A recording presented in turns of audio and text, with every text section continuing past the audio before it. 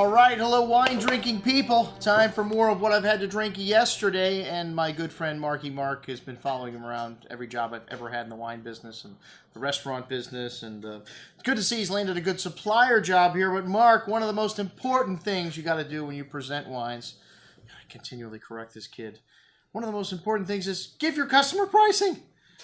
I'm sure I'll have the prices by the time we send out the reviews here, but we know some of them because we have one or two of these wines in the store. We can give you approximate pricing, but no, Mark, you didn't give me any pricing when you came by and tasted me on these wines.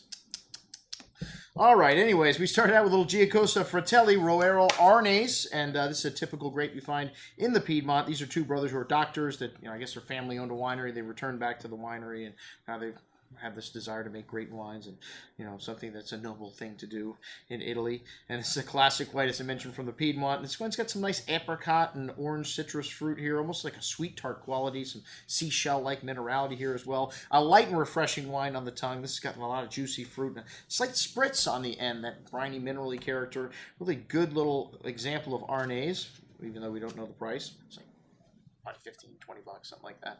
And then the Bel Pinot Gris from the Willamette 2012 fresh juice. This has got a lot of that lovely apple and pear fruit, kind of a mixed a fruit cocktail kind of thing. Very pretty floral notes, lemon blossom citrus, really fresh and light and refreshing on the palate. That lovely tree fruit, a little tart lemon note on the finish to round things out. Really refreshing, leaving your tongue ready for the next sip. Around 15 bucks. And then the Sauvignon Blanc from Bell from Lake County on the nose. This wine's got a little bit of a earthy, kind of an onion peel kind of note to a little musky white grapefruit, and really bright and zesty on the tongue, though, that white grapefruit and lemon citrus fruit, and a little briny, minerally character, salty note on the end there. A very good little Sauvignon Blanc, probably very reasonably priced also. The 2012 Zinfandel from Daou, and I'm not a big Zinfandel fan, but these guys make great wines. These two brothers that started this Daou project. This one's got like a red cherry liqueur, strawberry jam fruit with pretty floral notes. Also a little candy here. Very sweet nose, tobacco spice. Good amount of that ripe cherry and strawberry jam-like fruit on the tongue with a nice touch of spice, and sweet but not overdone. Still has nice freshness at the end. A very good example of Zinfandel. I hope it's not very expensive. All right, the Daou Pessimist. This is a red blend from Paso Robles, and it's a blend of Syrah, Zinfandel, Petit Syrah, Mourvedre, and Grenache. And it's got a bit of a rubbery kind of character to it. I don't know, maybe latexy.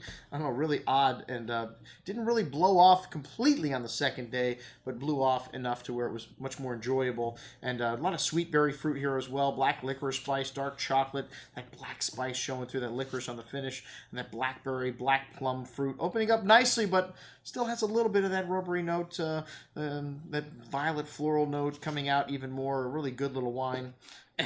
All right, the Cabernet from Daou up next, the 2013. This is a wine we've had on the shelf since the last couple of vintages, since we've tasted it. One of the most exciting new projects to come out of Paso Robles. This wine's 88% Cab, 8% Merlot. The rest is Malbec and Petit Verdot.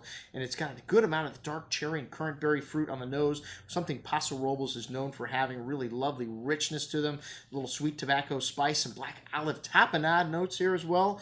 And really nice and rich, plump and round on the palate as well. Some soft tannins, but fairly ripe and round. Still some tannins, but they're just ripe and round.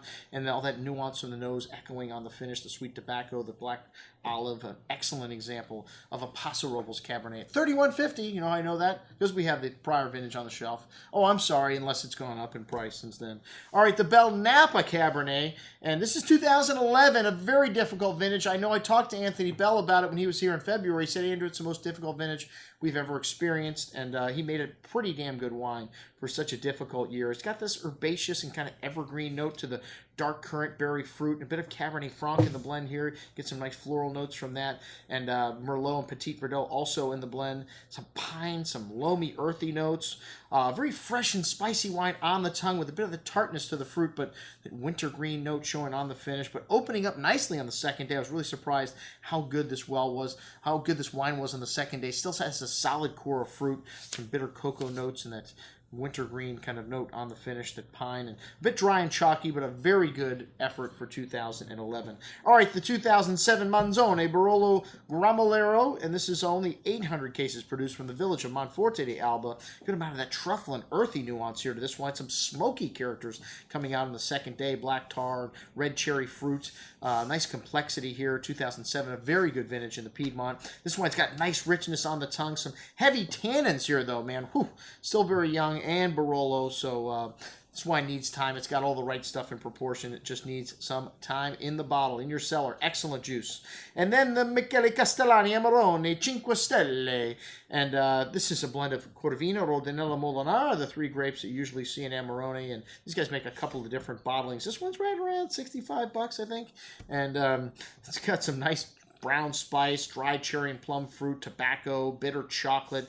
A big and chewy wine, but these Amarones, because they dry the grapes, the tannins get a little oxidized and really ripen around. Very smooth and a nice hint of acidity holding all this fruit together with that cocoa and dried meat notes coming through the finish. A little bit of tea there as well. And that's what we had to drink with our friend Mark Is It White or Red Rafferty. I'm your host, Andrew Lampasoni, signing off from the Wine Watch, saying remember, always drink the good stuff first.